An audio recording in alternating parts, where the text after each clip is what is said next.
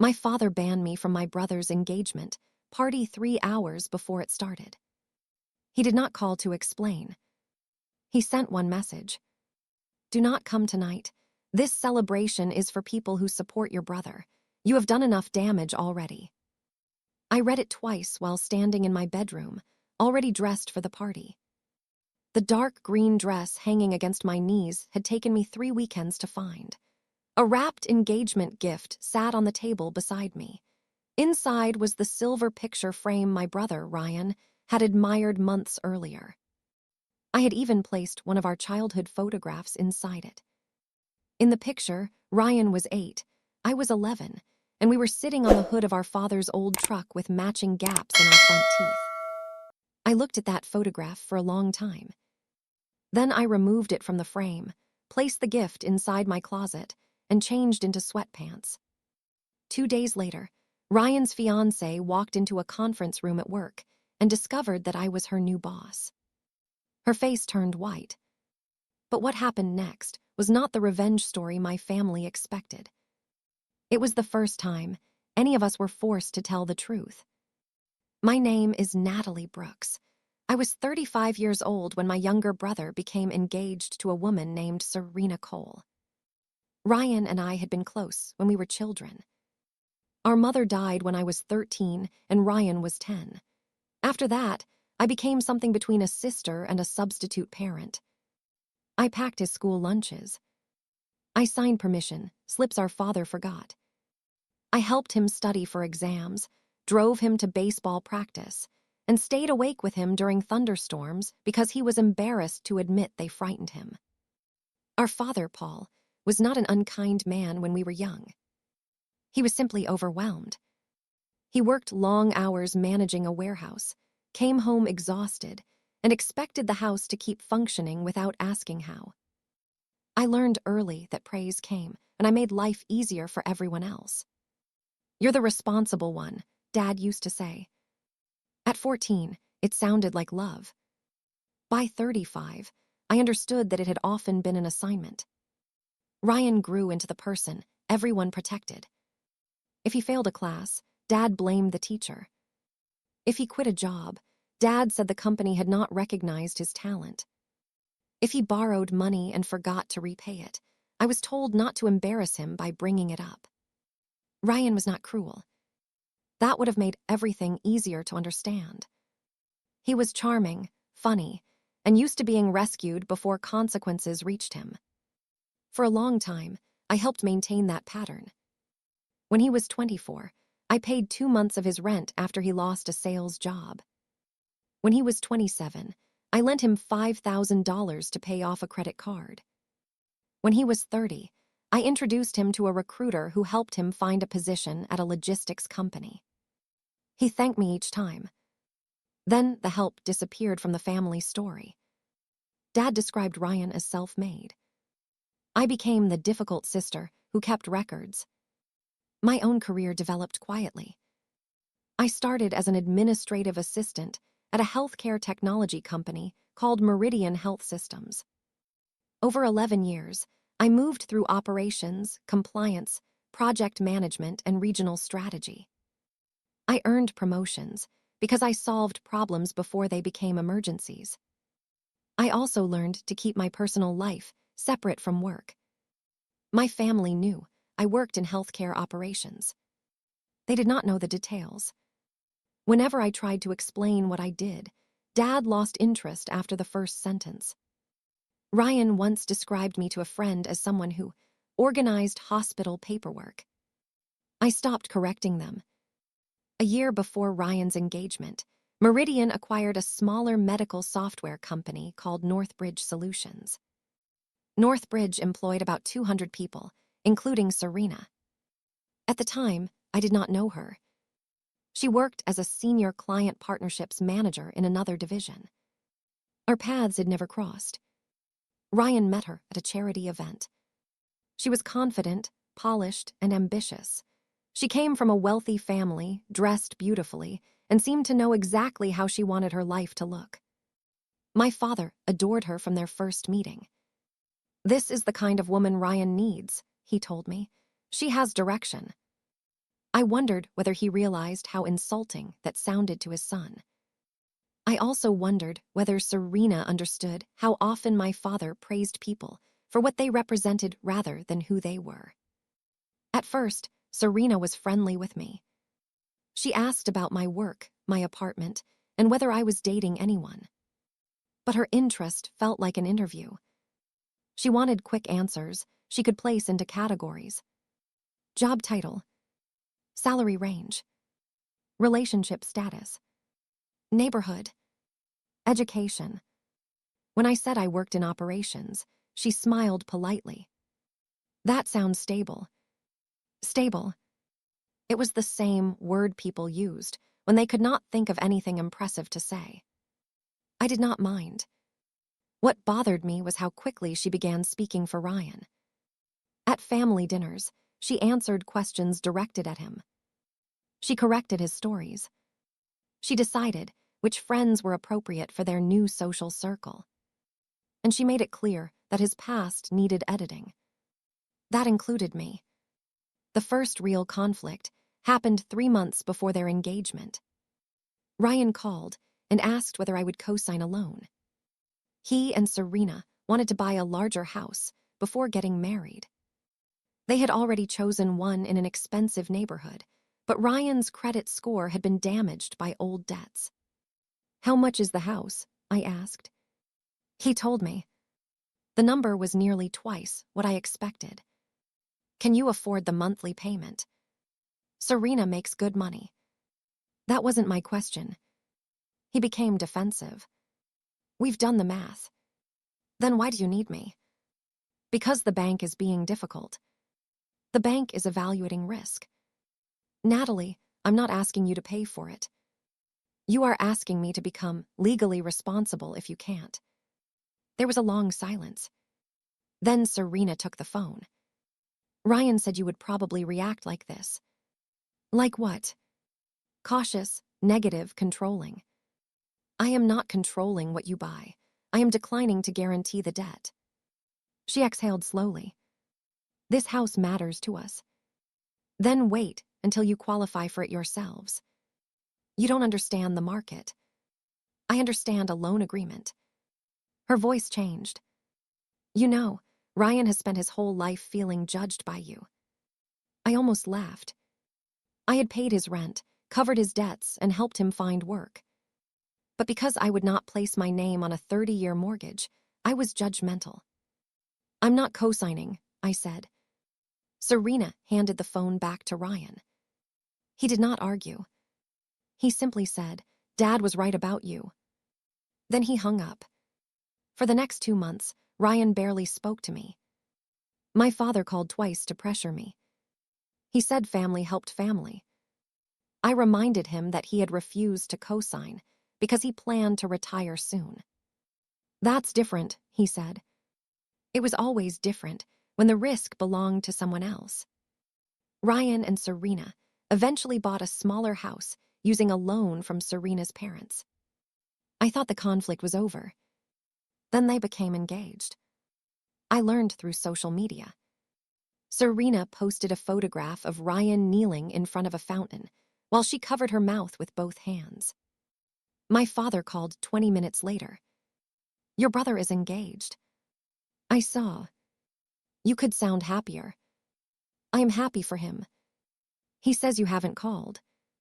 "He announced it online 20 minutes ago." "You should be the first person to congratulate him." "Then perhaps he should have called me first."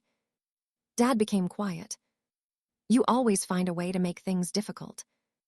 I called Ryan anyway. He thanked me, but the conversation lasted less than 2 minutes. The engagement party was scheduled for 6 weeks later at a private dining club owned by one of Serena's family friends. My father acted as though Ryan were preparing for a royal wedding. He bought a new suit. He rehearsed a toast. He called relatives he had not spoken to in years. I received an invitation in the mail. It was addressed to Natalie, Brooks, and guest. No one asked whether I had a guest. Still, I planned to attend. I bought the picture frame, chose my dress, and even offered to help Dad with his speech. 2 days before the party, Ryan finally called. His voice sounded tense. Serena heard something about your company. What did she hear? That North Bridge is being reorganized. That's true. Are people being fired? Some positions are being reviewed. I can't discuss confidential decisions. She says her department is safe. Then she may know more about her department than I do. That was not entirely true. I had recently been promoted to Vice President of Regional Operations. As part of the promotion, I had been assigned oversight of Northbridge's client partnerships, implementation, compliance, and regional performance teams. Serena's division would report through me beginning Monday. The announcement had not yet been shared publicly. I could not tell Ryan. He interpreted my refusal as arrogance. You always talk like everything is confidential. Sometimes it is. She thinks you enjoy making people nervous. I have never discussed Serena's employment with anyone. Well, she knows you don't like her. I barely know her. She knows you refuse to help us buy the house. That had nothing to do with her job. It says something about how you treat family. I was tired of defending the same decision. I'll see you at the party, I said. He hesitated. About that. My stomach tightened. What? Serena thinks your presence might create tension. Why? She doesn't want people asking about the mortgage situation. No one knows about the mortgage situation. Dad does. Because you told him. That's not the point. What is the point, Ryan? He lowered his voice. She wants the evening to feel positive. And I make it negative. You can be intense. I waited for him to say he still wanted me there. He did not. Finally, I said, are you asking me not to attend your engagement party? I'm asking you to understand. That was Ryan's favorite way of avoiding responsibility. He wanted me to understand decisions he did not have the courage to name. I understand, I said. The next day, my father sent the message officially banning me. Do not come tonight. Apparently, Ryan had told him I planned to show up anyway. I had never said that. My father did not ask. He chose the version that made me the problem. I spent the evening at home. At 7:30, Ryan posted a photograph of himself and Serena standing beneath a gold sign that read, "The future Mr. and Mrs. Brooks." Dad stood beside them, smiling. The caption said, "Surrounded by the people who truly support us." I turned off my phone. On Monday morning, I arrived at Northbridge's regional office at 8. The executive team had scheduled a restructuring announcement for 9. At 8:45, department leaders began entering the main conference room. I stood near the screen, reviewing my notes, when Serena walked in.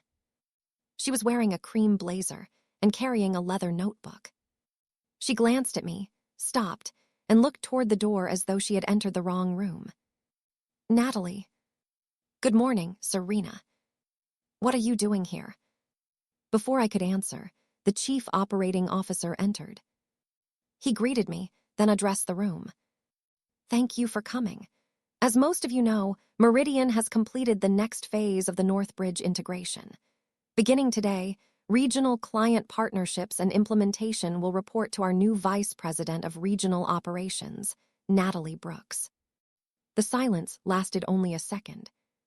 But in that second, I watched Serena understand everything. My title. My role. The confidential reorganization.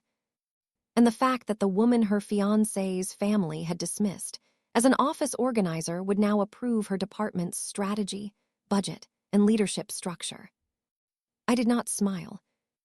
I did not enjoy it. I simply began the presentation.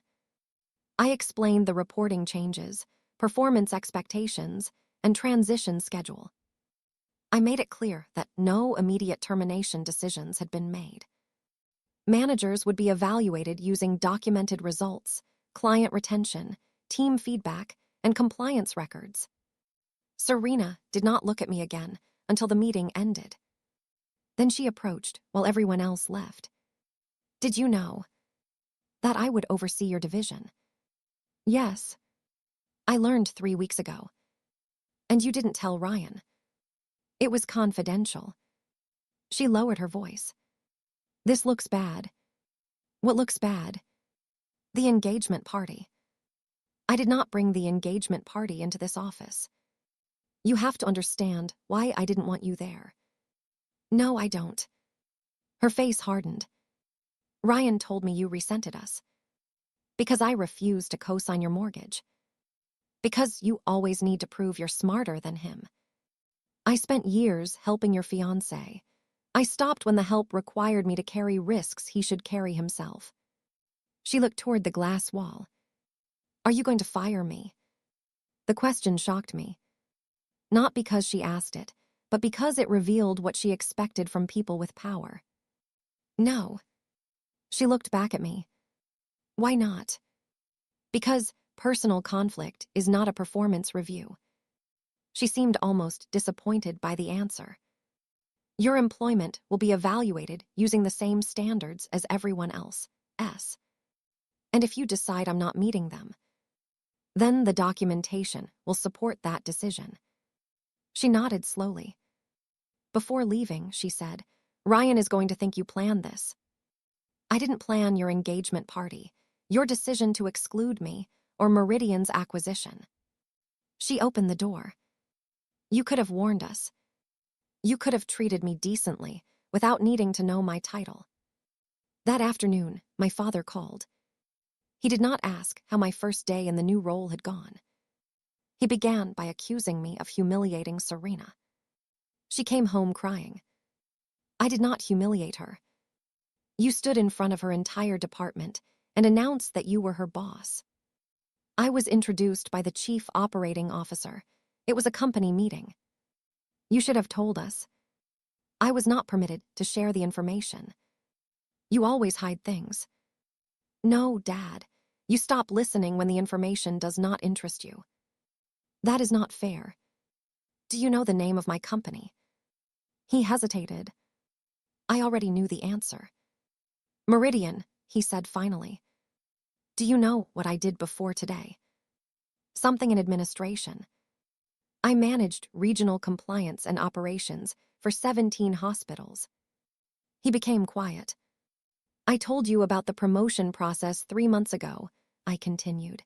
You changed the subject to Ryan's house.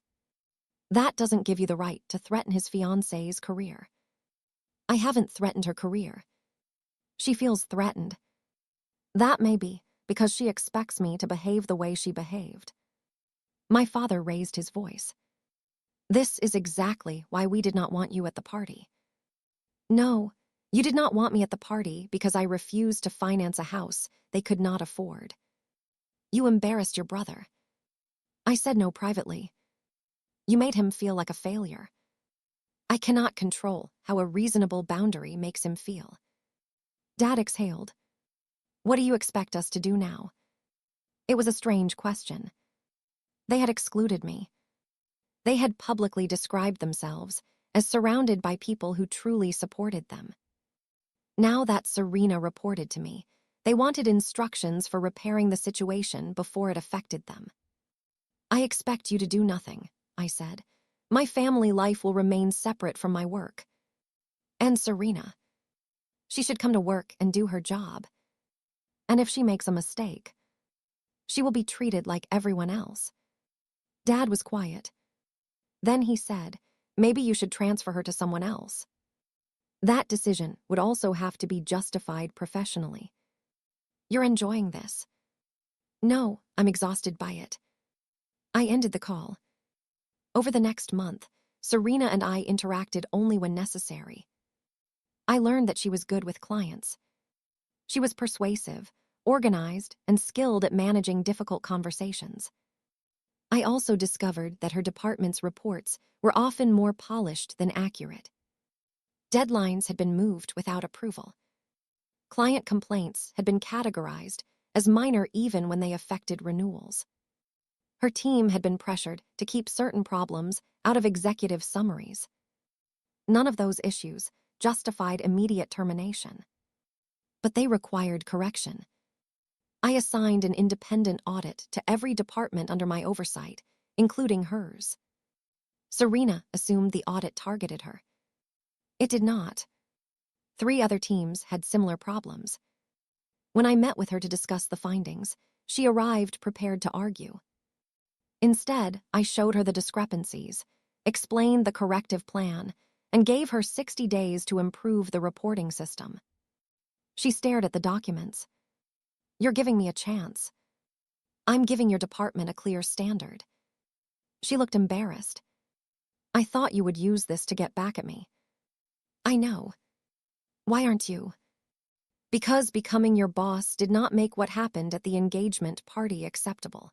But what happened at the engagement party does not give me permission to become unethical."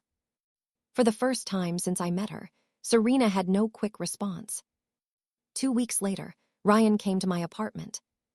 He brought the silver picture frame. I had not given it to him. Apparently, Dad had used his spare key to enter my house the night of the party, found the wrapped gift in the closet, and taken it to Ryan. The childhood photograph was still missing. Ryan placed the frame on my table.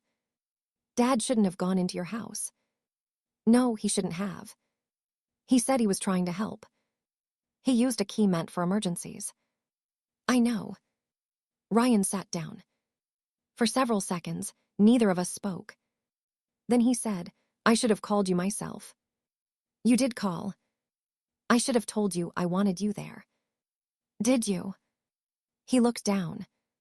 "I wanted the night to be easy. And excluding me made it easier. For a few hours." There was honesty in that answer, even if it hurt. "Serena thought you judged her," he continued. "Dad said you would probably ruin the mood, and I let them convince me that avoiding conflict was the same as solving it." "That sounds familiar." He looked at me. "What does that mean?" "It means Dad spent years avoiding conflict by asking me to absorb it." Ryan leaned back. "I didn't realize your job was that senior." "That should not matter." "I know." "Do you?" He nodded slowly. "It shouldn't have taken finding out you were Serena's boss for me to question how we treated you." I waited. "I'm sorry," he said.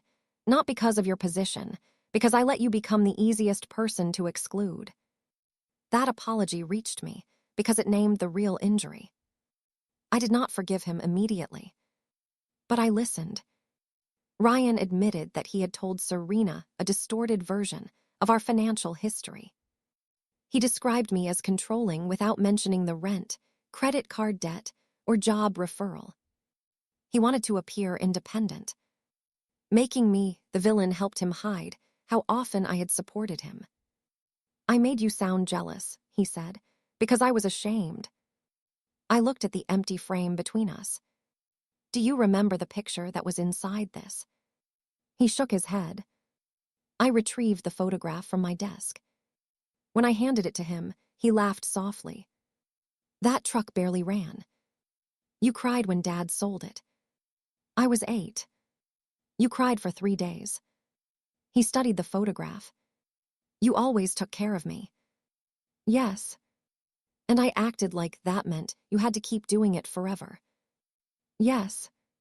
He placed the photograph back inside the frame. Our relationship did not return to normal after that conversation. Normal had been the problem. We began building something different. Ryan stopped asking Dad to communicate for him. He and Serena attended financial counseling before making wedding plans. They postponed buying a larger house. Serena completed the 60-day performance plan successfully. Her department's client retention improved, and she eventually earned a promotion under a different executive after the company reorganized again.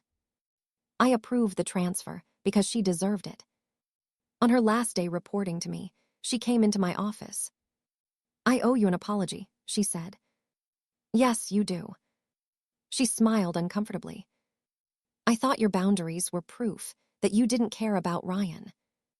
They were proof that I could no longer care for him by damaging myself. She nodded. I'm still learning the difference. So is he. So am I, she said. My father took longer. He never gave a perfect apology. Men like my father often believe regret should be understood without being spoken. But I changed the locks on my house. When he asked why his key no longer worked, I told him. He was angry. Then he became offended. Eventually, he became quiet. 6 months later, Ryan and Serena held a small wedding at a garden restaurant. They invited 40 people. My invitation arrived first.